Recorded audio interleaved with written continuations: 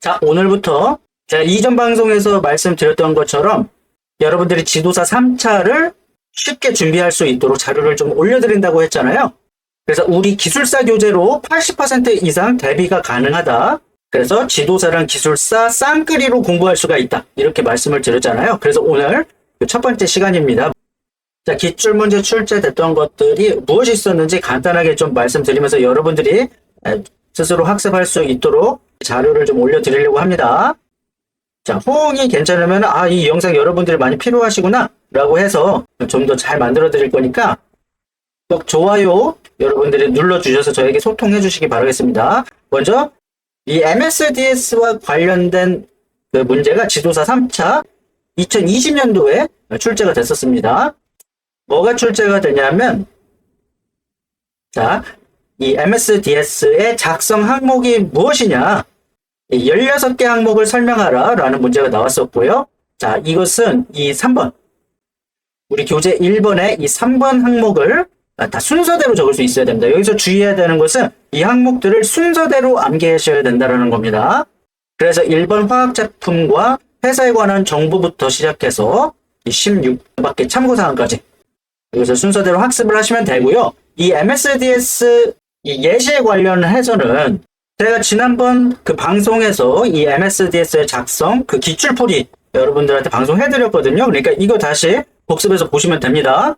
자, 그래서 가장 중요한 것이 이 작성 항목 16가지인데 그것은 당연히 암기를 하셔야 되겠고요. 그 다음에 이 MSDS의 그 주제에서의 다른 내용들도 여러분들이 숙지를 하셔야 되겠죠. 다음번에 시험에서는 이 16가지 항목이 나올 수도 있지만 다른 그 관련된 문제들이 나올 수가 있습니다. 그것이 매우 출제 빈도가 높습니다. 그래서 MSDS의 작성 대상, 즉 물리적 위험성 물질과 건강 및 환경 유해성 물질, 이렇게 크게 두 가지가 작성 대상이라는 것 여러분들이 숙지를 하셔야 되겠고요. 그리고 4번 물질 안전 보건 자료의 게시에 관련된 사항, 게시를 할 때 어디에 게시해야 되는지, 그리고 어떠한 내용들을 게시해야 되는지 같이 학습을 해 주셔야 되고요.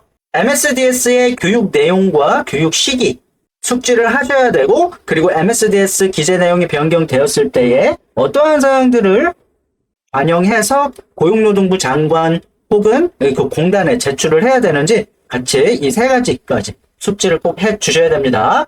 자, 그리고 이 문제 3번은 2024년도에도 관련된 문제가 출제가 됐었고요. 꽤 많이 출제되고 있습니다. 그러니까 문제 3번 여러분들이 잘 학습을 해 주셔야 됩니다. 자, 이 위험물질의 종류 및 분류, 여러분들 이거 다 법령별로 위험물질 무엇이 있느냐 이거 숙지하고 계시죠? 꼭 학습을 잘 해주셔야 됩니다. 많이 출제가 됩니다.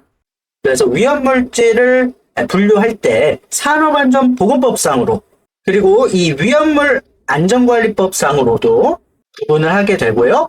이 화관법상으로도 분류를 하게 됩니다. 그런데 이 산업안전지도사에서는 가장 중요한 것은 이 산안법이에요. 그러니까 위험물관리법이나 화관법 관련된 문제들은 대외를 하고 공부하셔도 됩니다. 다만 주의해야 되는 게 이 3차 면접에서는요. 이 위험물 안전관리법상과 관련해서도 비교해서 답변을 해야 되는 그러한 기출문제가 출제가 됐었기 때문에 여러분들이 이 위험물 안전관리법까지는 이 위험물질이 어떻게 분류가 되느냐, 즉 1류부터 제6류까지 구분을 하잖아요. 위험물 안전관리법 상으로는. 그것까지는 여러분들이 좀 공부를 해 주시기 바라겠습니다. 지도사라고 하더라도요. 그래서 이 문제 3번에서는 2019년도에 독성물질의 정의에 대해서 출제가 됐었습니다. 자, 그러면 산안법상의 그 구분에서 보면은 폭발성 물질, 그리고 물반응성 물질, 그리고 산화성 액체, 그리고 인화성 액체, 인화성 가스, 부식성 물질, 또 급성 독성 물질 여기 있잖아요. 이렇게 구분이 되는데 그 중에서 이 독성 물질의 정의를 이 내용으로 해서 설명을 하면 되겠죠. 그래서 여기에 있는 정의들을 설명을 해줘야 되는 거예요. 산업법상의 독성 물질의 정의는 어떻게 됩니다 라고 대답을 해야 되겠죠. 그래서 여기 있는 내용들을 여러분들이 숙지를 하시면 되는데 가장 대표적으로 이렇게 몇 가지가 있는데 그 중에서 경구 투입이라는 것은 입으로 투여해서 그 동물 집단의 50% 즉 반이 죽게 만드는, 굉장히 무섭죠. 그래서 그 실험동물 집단의 반 이상을 사망시킬 수 있는 양, 그 양이 동물의 그 무게당 300mg 이하이다. 그러면 이제 급성 독성 물질로 분류가 되는 겁니다. 즉 여기 보세요. 자, 그 표현을 LD50이라고 합니다. LD50이 그 실험동물 집단의 50%, 즉 반 이상을 사망시킬 수 있는 물질의 양을 LD50이라고 합니다. 자, 그럼 예를 들어서 설명을 좀 더 해보면은, 만약에 그 G가 5kg이라고 볼게요. G의 그 무게가 5kg이라고 한다면, 자, 여기 kg당 300mg이라고 했으니까, 만약에 1500mg, 즉, 5 곱하기 300 하면 1500mg이잖아요. 요거보다 적은 양, 즉, 1200mg으로 경구 투여를 했을 때 50%가 사망했다? 그러면은 급성 독성 물질로 분류를 하는 거죠. 만약에 어떠한 물질을 2000mg을 투여를 했는데도 실험 동물의 50%가 사망하지 않았다라고 한다면 그것은 급성 독성 물질이 아니겠죠? 이러한 식으로 따지는 겁니다. 이것과 비슷하게 같은 LD50이라고 하더라도 자, 경구가 있고 경피가 있습니다. 즉, 그 피부로 흡수시키는 실험에 의해서도 50%가 사망하는 그 물질의 양을 또 따지는 게 바로 경피 LD50이에요. 그러한 경우에는 그 킬로그램당 1000mg입니다. 이번에는. 자, 이 경구와 경피를 했다면 이번에 또 추가적으로 있는 것은 흡입입니다. 흡입. 흡입이니까 무슨 가스 같은 물질이겠죠? 그렇게 흡입을 시켜봐가지고 또 50%를 사망시킨다? 그러면 그때의 그 농도가 2500ppm 이하다? 그러면 이제 급성 독성 물질로 분류를 하는 겁니다. 2500ppm 및, 즉 아주 적은 양으로도 G의 50%를 다 사망시켰으니까 굉장히 위험하다라는 거죠. 그러니까 급성 독성 물질로 분류를 하는 겁니다.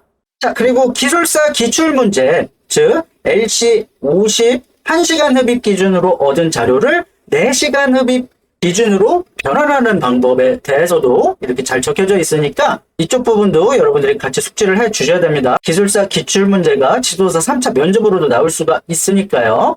그러니까 교재 이 내용으로 학습을 하시면은 여러분들이 기술사는 물론이고 지도사도 같이 준비를 할 수 있는 셈이 되는 거예요. 이런 식으로 두 마리 토끼를 같이 잡을 수 있게끔 학습을 하셔야 됩니다. 지도사 보시는 분들도 이 지도사만 공부하시면 안 돼요. 지도사 기출 문제가 아직 많이 축적되지 않았기 때문에 기술사 공부를 같이 해주셔야 돼요. 그런데 기술사에서 어떠한 부분이 지도사에 해당되느냐? 그거 이 테리쌤이 잘 설명을 해드리잖아요. 그러니까 방송 잘 청취하시고 저희 교재를 구독하시면은 독자 전용 자료를 통해서 여러분들께 계속 공유를 드리니까 잘 활용을 하시면 되겠습니다. 자, 그리고 하이드라진과 하이드라진 유도체의 차이점이 무엇이냐?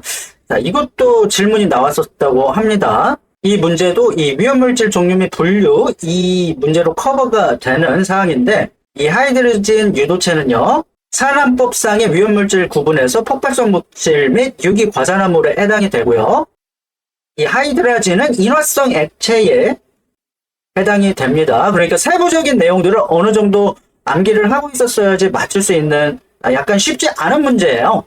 자, 그리고 이 하이드라진은 산업법상으로도 위험물질에 해당되지만 이 위험물 안전관리법상으로도 위험물질에 해당됩니다. 어디에 해당이 되냐면은 자 1류부터 6류까지 있다라고 했잖아요. 그 중에서 이 5류 자기반응성 물질에 하이드라진 유도체가 해당이 됩니다.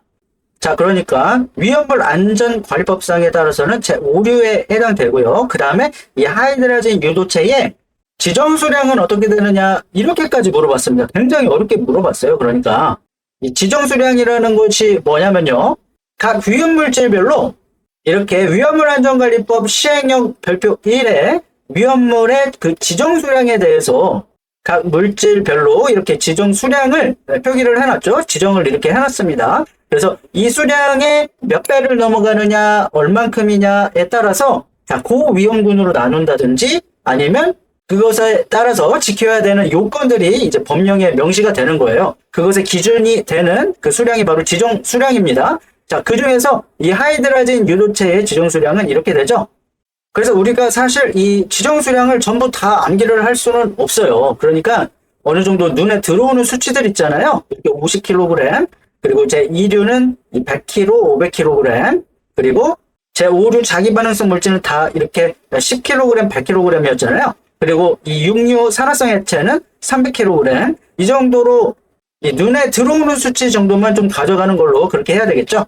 자, 그래서 이 문제 3번에 있는 것들, 산안법상의 구분, 그 종류들은 여러분들이 무조건 다 숙지를 하셔야 돼요. 이건 어차피 필기시험에서도 자주 나오는 문제니까 다 숙지를 하셔야 되는데, 이 지도사 3차 면접에서는 지금 설명드린 뭐 어려운 문제, 하이드로진, 유도체 하이드로진에 대해서 분류하는 것이 나왔고, 특히 기술사 기출문제에서도 나왔던 건데, 이 산안법상의 그 위험물질 분류 중에서 인화성 액체, 산안법상의 인화성 액체의 그 정의랑, 그리고 이제 약간 뒤쪽으로 가서 그 위험물 안전관리법상의 인화성 액체는 어떻게 정의되는지 이것도 같이 숙지를 꼭 해주셔야 됩니다. 그러니까 산안법상 혹은 위험물 안전관리법상 이렇게 동일한 것에 대해서 어떻게 정의가 달라지는지 그것을 충분히 물어볼 수가 있어요. 그러니까 지도사 공부하시는 분들도 면접에 관련해서는 이 위험물질 분류에서 위험물 안전관리법상의 분류까지도 같이 학습을 해주셔야 됩니다. 필기 공부하실 때, 즉 지도사 2차 공부하실 때에는 이 위험물 안전관리법상 관련된 내용은 제외를 하셔도 돼요.